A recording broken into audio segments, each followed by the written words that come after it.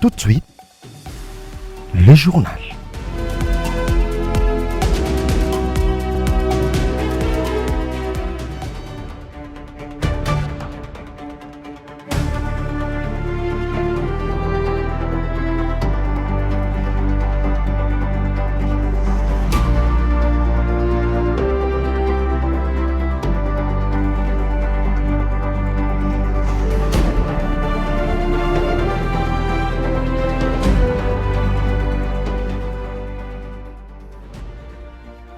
Madame, Messieurs, bonsoir et bienvenue à cette grande édition du journal dont voici les titres. Le TENASOSP a officiellement débuté ce 11 juin à travers toute la RDC. La ministre de l'Éducation nationale a lancé ses épreuves destinées à l'orientation des élèves finalistes du cycle fondamental vers leur avenir scolaire et professionnel. Plus de détails dans ce journal. Et autre chose, après des propos pleins d'ambition du ministre des Sports, Didier Boudimbou, sur les chances des léopards à la Coupe du Monde, plusieurs Congolais affichent leur soutien à l'équipe nationale entre espoir, optimisme et appel à renforcer l'attaque. Tous invitent à accompagner les léopards sans condition. Encore une fois, merci de nous suivre, mesdames, messieurs. Je le disais dans les titres, le TENASOSP a officiellement débuté ce jeudi 11 juin à travers toute la République. La ministre de l'Éducation nationale a lancé les épreuves destinées à orienter les élèves finalistes du cycle fondamental vers leur avenir scolaire et professionnel. Plus de détails dans ce journal. Cette évaluation concerne plus d'1 million de candidats finalistes de la 8e année de l'éducation de base, répartis dans différents centres à travers le pays. Lors du lancement officiel à Kinshasa, les autorités éducatives ont réaffirmé l'importance de cet examen qui constitue une étape clé dans l'orientation scolaire des élèves vers les humanités. Le gouvernement a également salué la mobilisation générale pour assurer le bon déroulement des épreuves prévues sur 2 jours. Dans plusieurs provinces, les préparatifs ont été jugés satisfaisants avec des élèves déjà installés dans les centres d'examen dans un climat de sérénité et de concentration. Le TENASOSP demeure ainsi un outil essentiel du système éducatif congolais visant à mieux orienter les élèves en fonction de leurs compétences et de leurs performances scolaires. Cette évaluation... La première ministre Judith Suminwa a présenté ce mercredi à la primature une réunion du comité des conjonctures de la situation économique et financière de la RDC. À l'issue de la réunion, le vice-premier ministre de l'économie nationale, Daniel Mukoko Samba, a présenté les principales conclusions des échanges du jour. Déborah Wamba. Selon les membres du comité, l'économie congolaise continue de faire preuve de résilience en dépit de la persistance de l'insécurité dans l'est du pays et des incertitudes qui caractérisent l'environnement économique international. Le gouvernement a toutefois choisi de maintenir une approche prudente face aux risques extérieurs susceptibles d'affecter les performances économiques nationales. Pour consolider cette résilience, les comités de conjoncture économique estiment nécessaire de renforcer les investissements dans la production agricole nationale. Selon le ministre de l'économie, cette orientation vise à réduire la vulnérabilité des pays face aux fluctuations de l'économie mondiale et à améliorer sa capacité à faire face aux chocs extérieurs. Le comité de conjoncture économique a pris l'option de rester prudent parce que ce qui se passe à l'extérieur du pays va certainement nous affecter. On a déjà quelques signes qui montrent que nous avons besoin de mieux renforcer la résilience de notre économie et cela passe notamment par des investissements conséquents dans la production agricole locale pour mieux faire face aux incertitudes de l'environnement économique international. Vous aurez également noté que malgré les perturbations sur le marché des produits pétroliers dans le monde, nous sommes l'un des pays, en tout cas sur le continent africain, qui a le mieux résisté. Le comité a également évalué l'impact des perturbations observées sur le marché mondial des produits pétroliers. À en croire le patron du secteur économique national, la RDC figure parmi les pays africains ayant le mieux résisté à ces chocs. L'autre point majeur abordé au cours de cette réunion concernait l'affectation de la première tranche des ressources, mobilisée grâce à l'émission des eurobonds. Le comité des conjonctures économiques a été formé, des mécanismes mis en place pour assurer une gestion efficace de ces fonds, ainsi que des premiers projets qui bénéficieront de ces financements. Cette réunion marque la relance des travaux réguliers du comité des conjonctures économiques, un cadre stratégique de suivi et d'orientation de la politique économique du gouvernement. Elle a réuni autour de la première ministre plusieurs membres du gouvernement, entre autres le ministre du Budget, le ministre des Finances, le ministre de l'Économie, ainsi que le vice-gouverneur de la Banque centrale du Congo. Et le président de la République, Félix Tshisekedi, et son homologue de la République arabe d'Égypte, Abdel Fattah al-Sisi, ont eu des entretiens constructifs à tête le mercredi 10 juin 2026 au palais présidentiel d'Héliopolis, consacré au renforcement de la coopération entre les deux pays. À l'issue de l'entretien, suivi des discussions en présence de leur délégation, les deux homologues chefs d'État ont présidé, la cérémonie des signatures d'une série d'accords et protocoles d'accords. Reportage de la presse présidentielle. Depuis les premières heures de leur indépendance nationale, la République démocratique du Congo et la République arabe d'Égypte ont tissé une coopération bilatérale solide dans plusieurs domaines. À travers cette visite officielle aux allures d'une visite d'État, le président Félix-Antoine Tshisekedi Tshilombo et Abdel Fattah al-Sisi ont voulu porter cette collaboration à un haut niveau stratégique en élargissant les domaines de collaboration.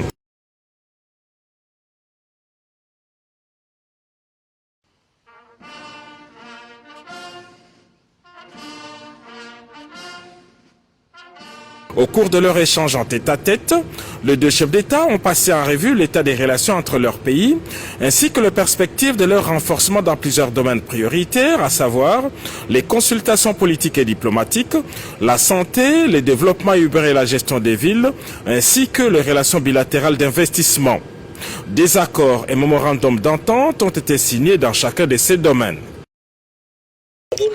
Honorables invités, j'ai mené avec mon frère Tshisekedi des pourparlers bilatéraux fructueux qui ont reflété notre volonté politique commune en vue de renforcer le partenariat stratégique entre les deux pays dans les divers domaines, de nature à exploiter au mieux nos potentiels au service des intérêts de nos deux peuples frères. Le président Félix-Antoine Tshisekedi Tshilombo a salué la convergence de vues entre lui et son homologue égyptien sur plusieurs sujets. Il a salué le geste de solidarité de l'Égypte dans la riposte contre la maladie à virus Ebola. J'ai également exprimé au président Abdel Fattah al-Sisi la reconnaissance du peuple congolais pour l'assistance récemment apportée par l'Égypte dans le cadre de la lutte contre l'épidémie d'Ebola. Ce geste de solidarité, dans un moment de vigilance sanitaire, témoigne de la profondeur de notre amitié et de la réalité d'une fraternité africaine active, concrète et responsable. Je forme le vœu que l'amitié entre la République démocratique du Congo et la République arabe d'Égypte continue à se consolider au service de nos peuples, de notre continent et de la paix dans le monde. Je vous remercie. D'autres MOU sont sous étude entre les experts des deux parties. Jamais l'axe Kinshasa-Leker n'a obtenu pareil résultat politique. C'est pour la deuxième fois en moins d'une année que le président Félix-Antoine Tshisekedi Tshilombo et Abdel Fattah al-Sisi ont eu des entretiens de haut niveau, ici même au Caire en Égypte. Ensuite, le plaidoyer en faveur de la reconnaissance des crimes internationaux commis en République démocratique du Congo a été au centre des échanges entre le ministre des Droits humains Samuel Bemba Kabouya et l'ambassadrice française pour le droit de l'homme ici en RDC. Il s'agit bien de Isabelle Rome. Au cours de cet échange, les deux personnalités ont abordé les questions liées à la justice, à la mémoire des victimes et à la mobilisation internationale autour des violences commises dans l'Est de la République démocratique du Congo. Propos recueillis par Narisha Bakina. Je suis ambassadrice pour les droits de l'homme. J'ai été aussi ministre en France pour l'égalité entre les femmes et les hommes et la lutte contre les discriminations. Et aussi, j'ai été juge. Et au vu de tout ce parcours, j'ai pensé qu'il était important d'effectuer une mission aujourd'hui en République démocratique du Congo pour renouveler aussi le soutien de la France dans cette période qui est compliquée pour la République démocratique du Congo avec Ebola notamment. Et j'ai voulu aussi venir sur place pour rencontrer les différents acteurs, les officiels, les différents intervenants et aussi rencontrer des survivantes de violences sexuelles. Avec Monsieur le ministre des Droits humains, nous avons pu justement échanger de manière constructive sur ce sujet. Il m'a rappelé avec beaucoup de sincérité ce qui se passe à l'est du pays et toutes ces exactions dont peuvent être victimes ces femmes et ces atrocités. Et donc je pense que la France continuera, comme elle le fait déjà, mais à soutenir la RDC pour lutter contre l'impunité. Ça, c'est un axe très important. Je pense que la dignité de l'être humain ne peut pas exister si l'impunité subsiste. Donc, lutte contre l'impunité. Et puis, bien sûr, aussi tout le soutien que la France peut apporter pour les victimes. Et c'est dans ce sens-là, notamment, que notre ambassade travaille sur l'accès des victimes à la justice, notamment. Donc, c'était un échange important. Le ministre a aussi évoqué la question de la reconnaissance du génocide. Évidemment que c'est une décision de reconnaissance qui ne m'appartient pas et qui demande à être travaillée, mais en tout cas, je peux assurer que j'ai pris avec sérieux tous les éléments qu'il m'a communiqués. Il m'a aussi transmis un certain nombre de documents que je lirai avec la plus grande attention. Et voilà, je pense que ce que je veux dire, c'est que je pense que la République démocratique du Congo et la population congolaise peut compter sur le soutien de la France. Lors du débriefing des presses animé mardi par le ministre de la Communication et Médias, Patrick Mouyaya, et le ministre des Infrastructures et Travaux publics, John Banza, le gouvernement a mis en avant sa vision d'une RDC davantage connectée par la route. Malgré le contexte sécuritaire dans l'est du pays, les autorités affirment poursuivre un ambitieux programme de construction des routes et des ponts destinés à désenclaver les provinces et renforcer l'intégration nationale. Plus de détails avec Narisha Bakina. Lors du briefing de presse animé mardi par le ministre Patrick Mouyaya et John Banza, le gouvernement a mis en avant les efforts engagés pour améliorer la connectivité nationale à travers les infrastructures routières. Quand au niveau du ministère nous disons Fachi Bati, Fachi Bati est un message clair. Fachi Bati est une interpellation. Le premier d'entre nous montre la voie. Je vais vous donner un élément. Lorsque le président Félix Antoine Tshisekedi Tshilombo prend le pouvoir, le pays n'a que 3000 km de voies revêtues. Aujourd'hui, le 9 juin 2026, nous sommes en train de travailler sur 8000 km. Nous sommes en guerre. Il ne faut pas oublier, nous sommes agressés. Mais le pays avance. 8000 km. Nous sommes en train de travailler sur les 8000 km. Au-delà des chiffres avancés par le ministre des Infrastructures, les gouvernements mettent également en avant la poursuite des investissements dans un contexte marqué par le défi sécuritaire dans l'est du pays. Malgré la guerre et les importantes ressources mobilisées pour la défense nationale, les autorités affirment maintenir le cap sur le projet de connectivité et de désenclavement. Une stratégie qui vise à renforcer l'intégration du territoire et à faciliter les échanges entre les provinces. À Kinshasa, plusieurs ouvrages témoignent de cette dynamique. Dans la commune de Kitambo, comme dans d'autres parties de la capitale, des routes ont été réhabilitées tandis que d'autres chantiers sont en cours pour améliorer la mobilité urbaine.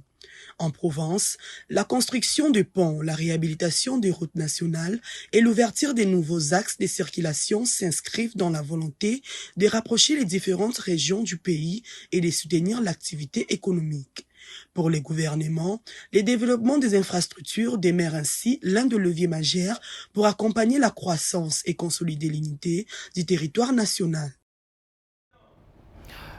Et puis cette brève, les opposants congolais maintiennent leur appel au sit-in ce vendredi 12 juin devant le palais du peuple à Kinshasa. À travers cette mobilisation, des figures de l'opposition dont Martin Fayulu, Moïse Katumbi ou Délice Sanga entendent protester contre tout projet de réforme des référendums et toute éventuelle modification de la Constitution. Les organisateurs appellent à une action pacifique et citoyenne. Et autre chose, les déclarations pleines d'ambition du ministre des Sports Didier Boudimbo, affirmant que les Léopards peuvent ramener la Coupe du Monde. De nombreux Congolais affichent leur optimisme et leur soutien à l'équipe nationale. Si certains estiment qu'une amélioration du secteur offensif reste indispensable pour espérer aller plus loin dans la compétition, tous s'accordent à dire que les Léopards méritent d'être soutenus sans condition dans cette aventure historique. Ils expriment au micro de Maximilien Chikaye. Suivez. Oui, je disais ceci. Les souhaits du ministre, logiquement parlant comme tout autre patriote, c'est un souhait qui concerne tous les Congolais. Que les Léopards ramènent la Coupe du Monde chez nous ici au Congo. Ça, c'est un souhait de tout Congolais. Qui qu'il soit, même si c'est un sorcier, mais il souhaiterait à ce que les Léopards à leur retour, ils ramènent la Coupe du Monde. Bon, na pesi na matondo mingi pa ministre na biso Didier Boudimbo et Génie Blanc. Il y a quoi s'arrêter. Il pena petit frère à Jésus-Christ. Tara les mots les sommet mon conduit biso son excellence Fati Beton. Il y a pesi mibio kabito kende. Ma joueur Léopard mo mabaki. Donc to mettre à Portugal à 4AD. Portugal à 4AD, ba ko batika na kutu. Fati Beton si so ka kimia. Ba zara moko to ke libende ya a. To na libe oh. Wana nga manger bisao, nga ma bisao mon frère pour besoin ya. Bon, tous en confiance dans les joueurs na biso. Les joueurs sont bien, mais là au moment où tous en difficulté, ils ont problème à milliers. Milliers na biso zo beta balle comme il faut. Au second temps ba bigno so to tie, de face tinde zo sala to tia ba bi. Mais na milliers na biso balle zati. Bon, moi je pense que tout est possible. Tout est possible si ils sont parvenus à arriver à la Coupe du Monde, c'est que c'est possible qu'ils gagnent la Coupe du Monde. Et avec la RDC, il y a toujours des miracles. Tout se fait toujours miraculeusement. Et moi, je crois qu'ils peuvent nous apporter la coupe, comme ils ont raté peut-être ces matchs amicaux avec la Chili. Ok, c'est possible qu'ils ratent la Coupe du Monde, mais moi, j'ai la foi que nous pouvons avoir la Coupe du Monde. De la question. Premièrement, je commence par la dernière question. Parce que l'État congolais, nous devons soutenir nos léopards. Nous devons leur accorder toutes les chances. Parce que c'est une Coupe du Monde. Ce n'est pas qu'on va faire les jeux d'enfants. On va affronter certainement les grandes équipes que nous connaissons toujours. Mais tout ce que nous, Congolais, nous voulons, c'est notre participation et voir nos léopards avancer ou aller plus loin que possible. Et pour finir, toujours en sport, le coup d'envoi de la Coupe du Monde 2026 est donné ce jeudi aux États-Unis, au Canada et au Mexique. Pendant ce temps, les Léopards de la République démocratique du Congo poursuivent leur préparation aux États-Unis avant leur premier match prévu le 17 juin face au Portugal de Cristiano Ronaldo. Tout un peuple attend avec espoir le retour historique de la RDC au Mondial, 52 ans après sa dernière participation. Élément que vous allez suivre avec Maximilien Chikaye. Le coup d'envoi de la Coupe du Monde 2026 est officiellement donné ce jeudi 11 juin, organisé conjointement par les États-Unis, le Canada et le Mexique. Cette édition historique réunit pour la première fois 48 nations venues des 4 coins du monde. Pendant plusieurs semaines, la planète football va vibrer au rythme des rencontres, des émotions et des exploits. dans une compétition qui s'annonce déjà spectaculaire. Plusieurs grandes sélections entrent en scène avec l'ambition de décrocher le titre mondial, tandis que d'autres nations rêvent de créer la surprise. Parmi elles figure la République démocratique du Congo, de retour à la Coupe du Monde après 52 ans d'absence. Les Léopards, dirigés par Sébastien Desabre, ont déjà rejoint les États-Unis afin de finaliser leur préparation avant leur premier match prévu le 17 juin contre le Portugal à Houston. L'arrivée de la sélection congolaise sur le sol américain marque une nouvelle étape importante dans cette aventure historique. Malgré une préparation perturbée ces derniers jours par la délocalisation du match amical face au Chili en raison des inquiétudes sanitaires liées à l'épidémie d'Ebola, les Congolais affichent leur détermination et leur ambition de représenter dignement le pays sur la scène mondiale. C'est par cet élément, mesdames et messieurs, que nous mettons fin à ce journal, mais avant de se quitter, le rappel des titres. Le TENASOPS a officiellement débuté ce jeudi 11 juin à travers toute la RDC. La ministre de l'Éducation nationale a lancé ses épreuves destinées à orienter les élèves finalistes du cycle fondamental vers leur avenir scolaire et professionnel. Vous l'avez suivi dans ce journal. Et autre chose, après les propos pleins d'ambition du ministre des Sports, Didier Boudimbo, sur les chances des Léopards à la Coupe du Monde, plusieurs Congolais se sont prononcés leur soutien à l'équipe nationale entre espoir, optimisme et appel à renforcer l'attaque. Vous l'avez également suivi dans ce journal. C'était un honneur de vous servir, mesdames, messieurs. Merci de nous suivre et l'actualité reste en continu. Au revoir.